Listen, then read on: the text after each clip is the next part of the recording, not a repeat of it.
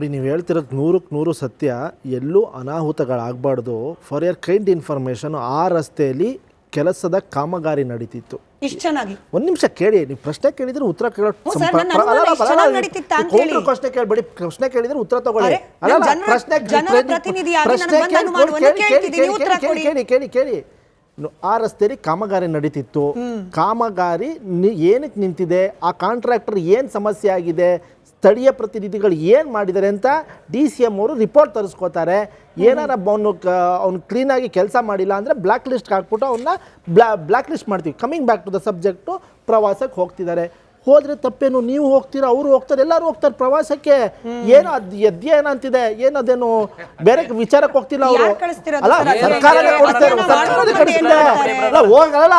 ಪ್ರಶ್ನೆ ಕೇಳಿದ್ರೆ ಉತ್ತರ ಕೇಳಬೇಕು. ನೀವು ಮಧ್ಯದಲ್ಲಿ ಇಂಟರ್ವೆನ್ ಮಾಡಬೇಡಿ, ದಯವಿಟ್ಟು ಮಧ್ಯದಲ್ಲಿ ಇಂಟರ್ವೆನ್ ಮಾಡಬೇಡಿ. ಉತ್ತರ ಕೊಡ್ತಾ ನೋಡಿ. ಹೋಗಿ ಬಂದಾದ್ಮೇಲೆ ನೀವೇ ಮಾಧ್ಯಮದವರು ಪ್ರಶ್ನೆ ಕೇಳ್ಬೋದು. ಪ್ರಶ್ನೆ ಹಾಕಿ RTI ಇದೆ, ಪ್ರಶ್ನೆ ಸಿಗುತ್ತೆ, ನಿಮ್ಗೆ ಉತ್ತರ ಸಿಗುತ್ತೆ. ಹಂಗನ್ಬಿಟ್ಟು ಹೋಗಕ್ ಮುಂಚೆ ಏನಕ್ಕೆ ಹೋಗ್ತೀರಾ? ಹೋಗಿ ಬಂದ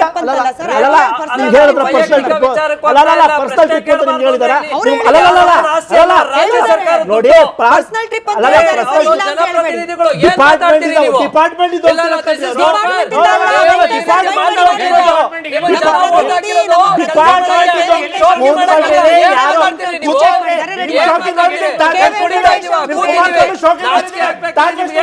ಕುಮಾರಸ್ವಾಮಿ ಶೋಕಿ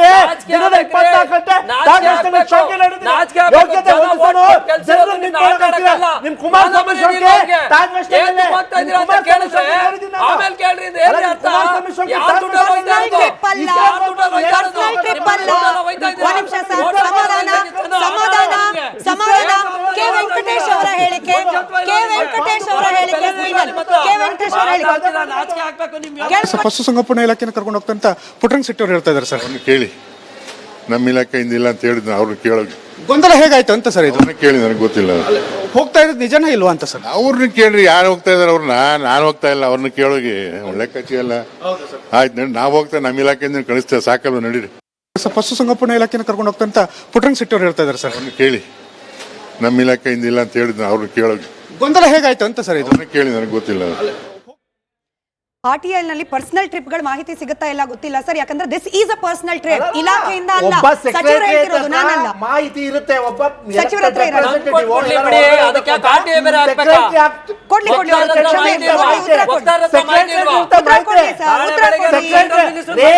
ಕುಮಾರಸ್ವಾಮಿ ಇಸ್ರೇಲ್ ಹೋಗ್ಬಿಟ್ಟು ಏನ್ ಕರ್ತಾಪ್ ಹಾಕ್ಬಿಟ್ಟು ಪಾಂಡುಪುರದಲ್ಲಿ ಹೋಗ್ಬಿಟ್ಟು ನಾಟ್ಯ ಮಾಡಿದ್ದ ನಿಮ್ ಯೋಗ್ಯತೆ ಅಷ್ಟೇ.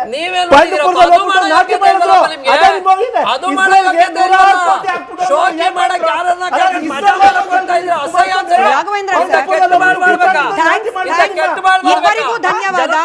ಇಬ್ಬರಿಗೂ ಧನ್ಯವಾದ. ಥ್ಯಾಂಕ್ ಯು ನಮ್ಮ ಜನಪ್ರತಿನಿಧಿಗಳು, ರಾಜಕಾರಣಿಗಳಿಗೆ.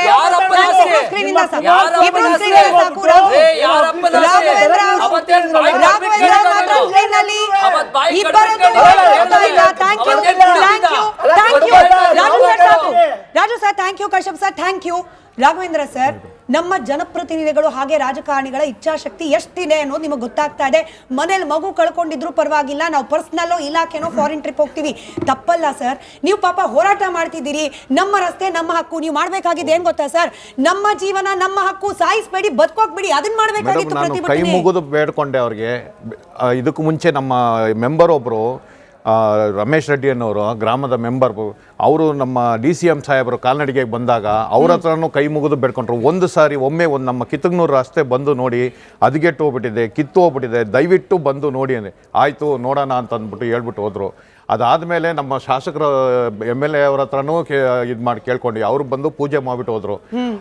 ಜಲ್ಲಿ ಹಾಕ್ಬಿಟ್ಟು ಹೋಗಿದ್ದವ್ರೆ, 3 ತಿಂಗಳಾದರೂ ಬಂದಿಲ್ಲ. ಆಮೇಲೆ ನೀರು ಹಾಕೋಕ್ಕೆ ಶುರು ಮಾಡಿದ್ರು, ಒಂದು ದಿವಸಕ್ಕೆ 2 ಸರಿ. ನಾವು ಪದೇ ರಿಕ್ವೆಸ್ಟ್ ಮಾಡ್ಕೊಂಡು ಯಾರಿಗೂ ಯಾವುದು ಅನಾಹುತ ಆಗಬಾರ್ದು ಅಂತ ಪದೇ ದಿನ ಬೀಳ್ತಾಯಿದ್ರು ಜನಗಳು. ಬೀಳ್ದವಾಗಲ್ಲ, ಕೊನೆಗೆ ಅದು ನಮ್ಮ ಮನೆಗೂ ಬಂತು, ನಮ್ಮ ಮಗುನೂ ಕರ್ಕೊಂಡು ಹೋಯ್ತು. ಇನ್ನು ಈ ಥರ ಯಾರಿಗೂ ನಡೀಬಾರ್ದು. ಆ ಗ್ರಾಮದಲ್ಲಿ 1.5 ಲಕ್ಷ ಜನ ಇದ್ದಾರೆ ಮೇಡಮ್.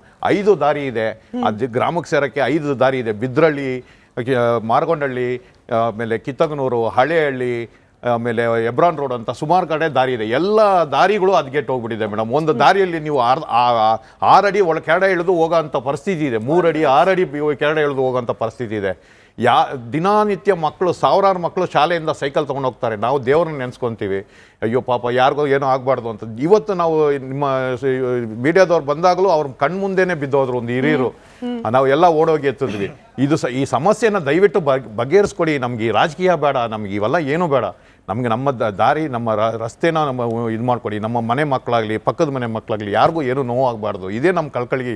ಅದಕ್ಕೋಸ್ಕರನೇ ಇಲ್ಲಿ ಬಂದಿರೋದು. ನಮ್ಗೆ ಈ ರಾಜಕೀಯ ಬೇಡ. ಸರಿ ಚಂದ್ರಶೇಖರ್ ಅವರೇ, ಆಸ್ ಅ ಪೇರೆಂಟ್, ನಾನು ಇವತ್ತು ಜರ್ನಲಿಸ್ಟ್ ಅನ್ನೋದನ್ನು ಪಕ್ಕಕ್ಕೆ ಇಟ್ಬಿಡೋಣ. ನಮ್ಮ ಮನೇಲೂ ಒಂದು ಮಗು ಇದೆ, ಶಾಲೆಗೆ ಹೋಗುತ್ತೆ, ನಾಳೆ ದಿನ ನಮ್ಮ ಮಗು ಸೇಫಾಗಿ ವಾಪಸ್ ಬರುತ್ತಾ, ನಾನು ಸೇಫಾಗಿ ಮನೆಗೆ ಹೋಗ್ತೀನ? ಇಂಥ ಬೇಸಿಕ್ ಅನುಮಾನಗಳಲ್ಲೇ ನಾವು ಬದುಕು ಸಾಗಿಸ್ಬೇಕು ಅಂತಂದ್ರೆ ನೀವು ಹೇಳ್ತೀರಿ ಕಾಂಗ್ರೆಸ್ಸು ಅನುದಾನ ತಾರತಮ್ಯ ಸರಿಯಾಗಿ ಕೊಡ್ತಿಲ್ಲ. ಬಟ್ ಸ್ಟಿಲ್ ಶಾಸಕಿಯಾಗಿ ಮಂಜುಳಾ ಅವರು ಪ್ರದರ್ಶನ ಮಾಡಿರುವ ಜನರ ಕಾಳಜಿ ಅದೇನಿದೆ ಹೇಳಬೇಕಲ್ಲ, ಅದನ್ನ ಅದ್ರದ್ದು ಲೆಕ್ಕ ಕೊಡ್ಬೇಕಲ್ಲ ನೀವು. ಖಂಡಿತ ನೋಡಿ, ಇದು ಒಂದಲ್ಲ, ಈಗಾಗಲೇ ಒಂದು ಉದಾಹರಣೆ ಕೊಟ್ಟರು ರಾಜಗೌಡರು, ರಾಮಮೂರ್ತಿ ಅವ್ರದ್ದು. ₹1 ಅನುದಾನ ಪಡ್ಕೊಳ್ಳೋಕೆ ಹೋಗ್ಬೇಕಾದ್ರೂ ನೀವು ಕೋರ್ಟ್ಗೆ ಹೋಗಿ ಫೈಟ್ ಮಾಡಬೇಕಾದ್ರಿಂದ ಪರಿಸ್ಥಿತಿ ಬಂದಿದೆ. ನಾನು ಆಗಲೇ ಉಲ್ಲೇಖ ಮಾಡಿದಂತಹ ರಾಜಗೌಡ ಆಗಿರಲಿ, YN ಇವರು ಗೋಪಾಲಕೃಷ್ಣ ಆಗಿರಲಿ, ಅವರ BJP MLAಗಳಲ್ಲ, ಕಾಂಗ್ರೆಸ್ MLAಗಳೇ. ಕಾಂಗ್ರೆಸ್ MLAಗಳೇ ಹೇಳ್ತಾ ಇದ್ದಾರೆ ನಾವು ಕ್ಷೇತ್ರಕ್ಕೆ ಮುಖ ತೋರ್ಸೋಕ್ಕಾಗ್ತಾ ಇಲ್ಲ, ₹1 ಅನುದಾನ ಇಲ್ಲ, ನಮ್ಮ ಕೆಲವೊಂದು ಚರಂಡಿ ಮಣ್ಣಾಕಾಗ್ತಿಲ್ಲ, ಹೆಂಗ್ರಿ ಹೋಗೋದು ಅಂತೇಳಿ ಕಾಂಗ್ರೆಸ್ ಶಾಸಕರು ಇದು ಮಾಡ್ಕೊಂತಿರೋದು. ಇಲ್ಲ, ನಾನು ಕಾಂಗ್ರೆಸ್ನ ಮಿತ್ರರು ಹೇಳ್ತಾ ಇದ್ವಿ, ಈ MLAಗಳು ಇಂಥ ಟೈಮಲ್ಲಿ 25 ಜನ ಯಾಕೆ ಹೋಗ್ತಾರೆ ಅಂದರೆ ಅಲ್ಲೇನೋ ಸ್ಟಡಿ ಮಾಡೋದಕ್ಕಂತೆ. ಅಲ್ಲಿನ ಸಚಿವರು ಹೇಳ್ತಾ ಇದ್ದಾರೆ, ವೆಂಕಟೇಶು ನಮ್ಮ ಡಿಪಾರ್ಟ್ಮೆಂಟ್ಗೂ ಇದಕ್ಕೂ ಸಂಬಂಧ ಇಲ್ಲ, ನಾನೇ ಹೋಗ್ತಿಲ್ಲ ರೀ ಅಂತೇಳಿ. ಮತ್ತೆ ನೀವು ಯಾವ ಡಿಪಾರ್ಟ್ಮೆಂಟ್ ಸ್ಟಡಿ ಮಾಡ್ತಾರೋ ಗೊತ್ತಾಗ್ತಿಲ್ಲ. ನೋಡಿ, ಸಮಯ ಬಹಳ ಇಂಪಾರ್ಟೆಂಟ್. ಯಾವ ಸಮಯದಲ್ಲಿ ಇವರು MLAಗಳು ಹೋಗ್ತಾ ಇದ್ದಾರೆ ಅಂತ ಹೇಳಿ, ಬಜೆಟ್ ಸಮಯ. ಈ ಸಮಯದಲ್ಲಿ ಎಲ್ಲ ಡಿಪಾರ್ಟ್ಮೆಂಟ್ಗಳ ಮೀಟಿಂಗ್ ಕರೆದು ಅನುದಾನಗಳ ವಿಷಯ ಮಾತಾಡಿಕೊಂಡು ಇದನ್ನ ಮಾಡ್ಕೋಬೇಕು, ಕ್ಷೇತ್ರದ ಅಭಿವೃದ್ಧಿ ಬಗ್ಗೆ ಮಾತಾಡಬೇಕು, ಡಿಸ್ಕಸ್ ಮಾಡಬೇಕು. ಇಂಥ ಸಮಯದಲ್ಲಿ ಹೋಗೋದು ದೊಡ್ಡ ತಪ್ಪು. ನಾನು ಹೇಳಿದ್ದಲ್ಲ ಇದು, ಇವರದೇ ಕಾಂಗ್ರೆಸ್ನ ಶಾಸಕರಾದಂತಹ ಬಸವರಾಜ್ ಶಿವಗಂಗಾ ಹೇಳಿದ್ದು. ಇವರ ಕಾಂಗ್ರೆಸ್ MLA ಗೊತ್ತಾಗುತ್ತೆ ಇಂತಹ ಬಜೆಟ್ ಕ್ರೂಷಿಯಲ್ ಟೈಮ್ ಒಳಗಡೆಗೆ ನಾವು ಅಲ್ಲಿ ಹೋಗಬಾರ್ದು, ಕ್ಷೇತ್ರದ ವಿಚಾರದಲ್ಲಿ ಮಾತಾಡಬೇಕು ಅಂತೇಳಿ. ಅದು ಕಾಂಗ್ರೆಸ್ ಅವ್ರಿಗೆ ಅರ್ಥ ಆಗಲ್ಲ. ಕಾಂಗ್ರೆಸ್ ಅವ್ರಿಗೆ ಅರ್ಥ ಆಗೋದು ಏನು ಗೊತ್ತಾ, ನಾವು ಮನುಷ್ಯರಲ್ಲ, ಇವ್ರ MLAಗಳು ನಾಯಿಗಳಂತೆ, ಇವರ ಏನು ಹೈಕಮಾಂಡ್ ನಾಯಿ ಅಂತೆ, ಇವರೆಲ್ಲರೂ ಬೀದಿ ನಾಯಿ ಅಂತೆ, ಇನ್ನೊಬ್ರು ಬೀದಿ ನಾಯಿ ಬಾಲ ಅಂತೆ. ಇಂಥ ನಾಯಿ ಸರ್ಕಾರ ನಾಯಿ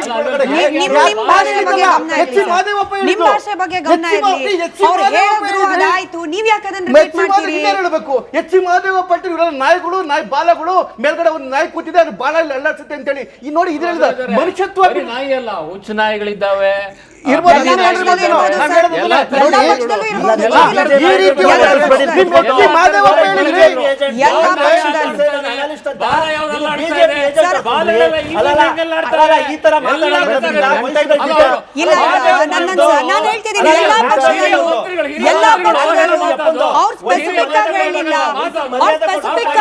ಕಾಂಗ್ರೆಸ್ ಅಂತ ಹೇಳಿಲ್ಲ.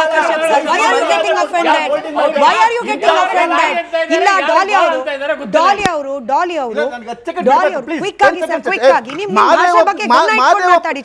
ಮಾದೇವಪ್ಪ ಸಚಿವರು ಹೇಳಿದ್ದು ನಾವು ಮನುಷ್ಯರಲ್ಲ, ಕಾಂಗ್ರೆಸ್ ನಾಯಿಗಳು ಅಂತೇಳಿ ನಾನು ಹೇಳಿದ್ದಲ್ಲ. ಈ ತರ ನಾಯಿ ಬಾಲ್ ಮಾಡ್ಕೊಂಡು ಜನರ ನಾಯಿ ಬಾಲ್ ಮಾಡ್ತೀರ ನೀವು? ಸ್ಟೇಟ್ಮೆಂಟ್ ತಕ್ಷಣ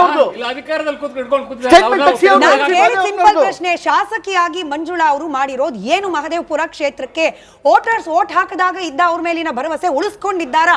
ಅಷ್ಟನ್ನ ಹೇಳಿ ಚಂದ್ರಶೇಖರ್ ಅವರೇ, ಏನ್ ಮಾಡಿದ್ದಾರೆ ಮಹದೇವಪುರ ಕ್ಷೇತ್ರಕ್ಕೆ? ಏನು ಮಾಡಿದ್ದಾರೆ? ಖಂಡಿತವಾಗ್ಲು 2008ರಲ್ಲಿ ಮಹದೇವಪುರ ಹೇಗಿತ್ತು, ಇವತ್ತು ಹೇಗಿದೆ ಅಂತ ಹೇಳಿ ಪದೇ ಪದೇ ಪದೇ ಪದೇ ಯಾಕೆ ಅಲ್ಲಿನ ಏನು ವೋಟರ್ಸು ಅರವಿಂದ ಲಿಂಬಾವಳಿ ಅವರಿಗೆ ವೋಟ್ ಆಗ್ತಾ ಇದ್ದಾರೆ ಅಥವಾ ಧರ್ಮಪತ್ನಿ ಅವರಿಗೆ ವೋಟ್ ಆಗ್ತಾ ಇದ್ದಾರೆ ಅಂತ ಹೇಳಿದ್ರೆ ಅಷ್ಟು ಡೆವಲಪ್ಮೆಂಟ್ ಮಾಡಿರ್ತಕ್ಕಂಥ ಏಕೈಕ ಕಾರಣದಿಂದ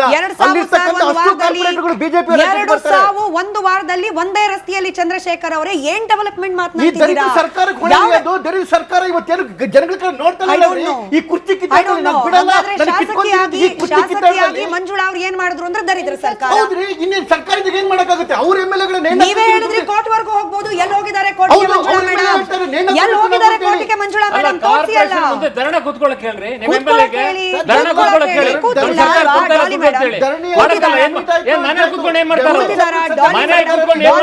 ಡಾಲಿ